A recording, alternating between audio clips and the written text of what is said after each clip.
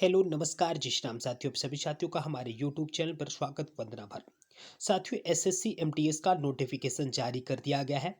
कब से इसके फॉर्म ओपन हो रहे हैं, कब तक इसके फॉर्म फिलअप होंगे, कितना इसका चार्ज लगने वाला है, कौन कौन से लोग इस फॉर्म को फिलअप कर सकते हैं, क्या क्या इसकी सारी पोस्ट क्राइटेरिया रहने वाला है, वो आपको सारी जानकारी आज के इस वीडियो के माध्यम से मिलने वाली है। क्या रहता है इसका सिलेबस, कैसे करनी है आपको तैयारी, ये सभी जानकारी आज आपको इस वीडियो के माध्यम से मिलने वाली है। तो साथियों, चलिए वीडियो को स्टार्ट करते हैं। सबसे पहले हम बात करते हैं एसएससी एमटीएस का फॉर्म। जी हाँ, एसएससी एमटीएस का जो फॉर्म है वो कब से ओपन हो रहा है, तो ध्यान देना है। एसएससी एमटीएस का फॉर्म जो ओपन हो रहा है वह 27 कब ओपन हो रहा है, 27 जून। क्या ध्यान रखना है, 27 जून से यह फॉर्म ओपन हो रहा है। ठीक है, ध्यान रखें कि क्या डेट, 27 जून से फॉर्म ओपन हो रहा है। अच्छा, इसकी क्लोजिंग डेट क्या रहने वाली है, तो ये भी ध्यान देना है सबसे पहले, क्योंकि फॉर्म आपको जल्दी फिलअप करना है। तो 31 जुलाई तक इसके फॉर्म की डेट रहने वाली है, तो ये ध्यान देना है। तो जल्द से जल्द आप लोग को फॉर्म फिलअप कर लेना है। ठीक है, तो इसका फॉर्म कब से चालू हो रहा है, 27 जून से इसकी फॉर्म फिलअप डेट स्टार्ट हो जाएगी। 31 जुलाई तक इसकी फॉर्म की डेट रहने वाली है। अच्छा, इसकी फॉर्म की जो फीस होती है उस वो कितनी लगती है, तो वो ध्यान दे लीजिएगा। इसकी जो फॉर्म की फीस होती है उसको ध्यान देना है। वो फॉर्म फीस होती है, जो कैंडिडेट होते हैं जनरल के, यानी कि बोलूँ मैं यूआर के कैंडिडेट जो होते हैं, और कैंडिडेट की बात करूँ यहाँ लिख देता हूँ तो आप ध्यान रहेगा। जनरल के कैंडिडेट हूँ, या हो ओबीसी के कैंडिडेट, या हो ईडब्ल्यूएस के कैंडिडेट, क्या उनसे ईडब्ल्यूएस के कैंडिडेट, इन लोग की जो फॉर्म फीस होती है वह 100 रुपये होती है। क्या होती है, 100 रुपये होती है। और एससी और एसटी के कैंडिडेट होते हैं, जो एसटी और एससी के कैंडिडेट होते हैं, इनको कोई भी फॉर्म फीस देनी नहीं होती है। ठीक है, इसी प्रकार से किसी भी कैटेगरी के जो फीमेल कैंडिडेट होती हैं उनको भी कोई फॉर्म फीस नहीं देनी होती है। इसकी जो एज होती है, एज ध्यान दीजिएगा, एज इसकी जो मिनिमम एज स्टार्ट होती है वह 18 से स्टार्ट होती है। और इसकी जो मैक्सिमम एज होती है, मैक्सिमम एज की मैं बात करूं, वह होती है 25 से 27। वो पोस्ट वाइज होती है, कौन कौन सी पोस्ट के लिए, अलग अलग पोस्ट के लिए अलग अलग एज होती है। तो इसकी मिनिमम एज कोई बात करेगा तो 18 साल होती है, और मैक्सिमम एज पोस्ट वाइज 25 से 27 होती है। पोस्ट इसमें कौन कौन सी आई हैं, तो मल्टीटास्किंग जो नॉन टेक्निकल स्टाफ होता है, और हवलदार की पोस्ट है। तो दो पोस्ट है। पोस्ट की अभी जानकारी नहीं आई है, जैसी ही जानकारी आएगी आपको हम वीडियो के माध्यम से बतला देंगे। क्या ध्यान देना है, कौन कौन सी पोस्ट आई हैं, मल्टीटास्किंग और हवलदार की पोस्ट होती है। अच्छा, इसका जो CBT 1 एग्जाम होगा वो कब होगा, तो वो भी आपको अपने दिमाग में रखना है। तो इसका जो CBT 1 एग्जाम हो जाएगा, वो भी ध्यान देना, आपके पास कितना समय है, तो अक्टूबर और नवंबर में हो जाएगा। कब हो जाएगा, अक्टूबर नवंबर में आपका CBT 1 एग्जाम हो जाएगा। तो ये भी ध्यान देना है, कब हो जाएगा, अक्टूबर नवंबर में CBT 1 एग्जाम होगा। ठीक है, अभी पेपर 2 की इसकी डेट क्लियर नहीं है, लेकिन जैसे ही अक्टूबर नवंबर में आपके एग्जाम क्लियर होते हैं, डेट आती है, वैसे ही आपकी CBT 2 की डेट आ जाएगी। ठीक है, ध्यान देना, ध्यान रहेगी क्या बात। अब हम थोड़ा सा इसके फिजिकल के बारे में, क्योंकि प्रोसेस क्या रहेगी, पहले आपका CBT 1 एग्जाम होगा। यदि आप एमटीएस के लिए फॉर्म फिलअप कर देंगे तो CBT 1 एग्जाम होगा। उसके बाद CBT 2 होता है, जो एक डिस्क्रिप्टिव पेपर होता है, उसमें एक ऐसे राइटिंग आता है, तो वो ध्यान देना है। यदि आप हवलदार के लिए फॉर्म फिलअप करेंगे तो उसमें पहला CBT 1 तो सबके लिए होगा, एमटीएस के लिए भी सेम होगा, हवलदार के लिए भी सेम होगा। और हवलदार के लिए क्या होगा, जो सेकंड पेपर होता है उसमें क्या होता है, फिजिकल कराया जाता है। क्या होता है, फिजिकल होता है। तो फिजिकल के लिए क्या क्या ध्यान देना, बहुत ही आसान फिजिकल होता है। फिजिकल में क्या क्या चीज़ें कराई जाती है वो भी ध्यान दे लीजिएगा।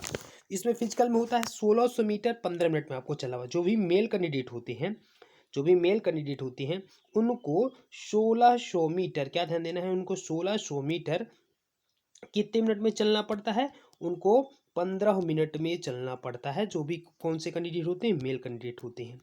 वहीं पे मैं फीमेल कैंडिडेट की बात करूंगा, जो फीमेल होती हैं उनको क्या होता है, उनको 1 किलोमीटर 1 किलोमीटर कितने मिनट में चलना पड़ता है, 20 मिनट में। तो ये होता है इसका फिजिकल, ध्यान रहेगा क्या। अच्छा, हाइट यदि मैं बात करूंगा, मेल कैंडिडेट की जो हाइट होती है वो होती है 157। क्या ध्यान देना है, जिनकी भी हाइट 157.5 है, वह 157 157.5 सेंटीमीटर, वह कैंडिडेट इस फॉर्म को फिलअप कर सकते हैं। वहीं पे फीमेल कैंडिडेट जिनकी हाइट है 152, क्या ध्यान देना है, फीमेल कैंडिडेट की हाइट कितनी रखनी है, इसको थोड़ा सा इधर कर देता हूँ जिससे आपको क्लियरली मैं बता पाऊँ। फीमेल जो कैंडिडेट की हाइट होती है, फीमेल की हाइट कितनी ध्यान देना है, फीमेल कैंडिडेट की हाइट होनी चाहिए 152, कितनी, 152 सेंटीमीटर। मेल कैंडिडेट की हाइट 157.5 सेंटीमीटर, फीमेल कैंडिडेट की हाइट 152 सेंटीमीटर। वहीं पे मेल का जो चेस्ट होना चाहिए वह 81 से 86 के बीच में होना चाहिए, 81 से 86 के बीच में होना चाहिए। ये सारा क्राइटेरिया रहने वाला है, ठीक है, ध्यान देना है। अब हम आपको इसके सिलेबस के बारे में बतला देते हैं, आखिरकार इसका सिलेबस क्या होता है, इसमें क्या क्या चीज़ें पूछी जाती हैं, तो ये ध्यान दे लीजिएगा। इसमें जो पहला आपका जो CBT 1 होगा उसमें क्या चीज़ें रहने वाली, तो ध्यान देना है। CBT जो 1 होगा उसमें न्यूमेरिकल एंड मैथमेटिकल एबिलिटी के 20 क्वेश्चन होंगे 60 मार्क्स के। वहीं पे reasoning ability and problem solving के 20 क्वेश्चन होंगे 60 मार्क्स के। आपको समय दिया जाएगा 45 मिनट का। कितना समय दिया जाएगा, 45 मिनट में आपको ये 40 क्वेश्चन करने होंगे और इनके मार्क्स होंगे 120 मार्क्स का। क्यों, क्योंकि 20 क्वेश्चन जो यहाँ पे रहने वाले, ध्यान दीजिएगा, यहाँ पे जो क्वेश्चन होंगे 20 के यहाँ पे 60, 20 के यहाँ पे 60, मानी एक यदि क्वेश्चन हो उसका 3 मार्क्स आपको दिया जाएगा। तो 45 मिनट में आपको 40 क्वेश्चन करने होंगे। वहीं पे जो सेशन 2 होगा, सेशन 2 हो तो उसमें जनरल अवेयरनेस पूछी जाएगी 25 नंबर के, लेकिन उसके मार्क्स होंगे 75। वहीं पे इंग्लिश लैंग्वेज एंड कंप्रीहेंशन होगा सेशन 2, उसमें क्या होगा 25 क्वेश्चन होंगे और 75 नंबर के होंगे, तो वो भी होगा 45 मिनट का। तो इसलिए सेशन 1 और सेशन 2 होगा, ठीक है, ध्यान देना, ये आपका सिलेबस रहने वाला है। ठीक है, समझ में आई बात, ये किसका सिलेबस रहने वाला है, CBT 1 का। ठीक है, ध्यान रहेगा क्या, कंप्यूटर बेस्ड जो एग्जामिनेशन आपका होगा उसमें 2 पार्ट में आपके पेपर का, एक सेशन 1 होगा जिसमें न्यूमेरिकल एंड मैथमेटिकली क्वेश्चन होंगे और रीजनिंग के क्वेश्चन होंगे। वहीं पे सेशन 2 होगा जिसमें जनरल अवेयरनेस और इंग्लिश लैंग्वेज के क्वेश्चन होंगे। ठीक है, सेशन 1 और सेशन 2 विल बी, इसमें क्या लिखा है यहाँ पे ध्यान दीजिएगा, बहुत ही इंपॉर्टेंट इंफॉर्मेशन, कि there will be no negative marking session 1 in session 2, there will be negative marking of 1 mark of each wrong question. क्या लिखा है, there will be no negative marking in session 1, session 1 में कोई भी negative marking नहीं है, लेकिन in session 2 there will be negative marking of 1 mark of each wrong question, यानी प्रत्येक गलत क्वेश्चन में 1 मार्क कट कर लिए जाएं। क्या लिखा है, there will be negative marking of 1 mark for each wrong question. जैसे यहाँ पे 75 मार्क का दिया हुआ है ना, तो आप यदि एक गलत करते 1 नंबर कट हो जाएंगे, क्योंकि आप 25 नंबर से कैलकुलेट नहीं होगा,